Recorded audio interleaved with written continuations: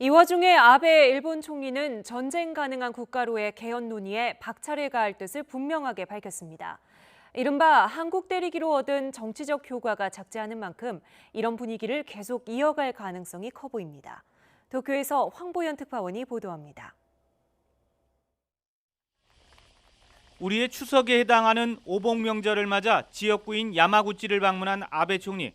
선친인 아베 신타로 전 외무상 묘 앞에 두 손을 모으고 앞으로의 각오를 다집니다.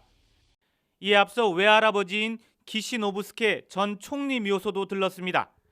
기시 전 총리는 지금 아베 총리처럼 1950년대 말 전쟁 가능한 국가를 만들기 위한 개헌을 추진하다가 결국 실패한 인물입니다.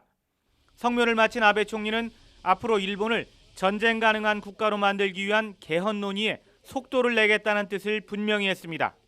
国会において憲法の議論をいよいよ本格的に進めていくべき時を迎えているということを報告いたしました。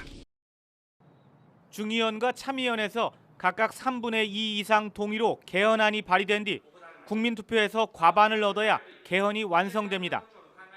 중의원은 개헌 지지 세력이 3분의 1을 넘지만 최근 선거가 끝난 참의원은 3분의 2에서 4석 정도 부족해 개헌안 발의조차 쉽지 않은 상황.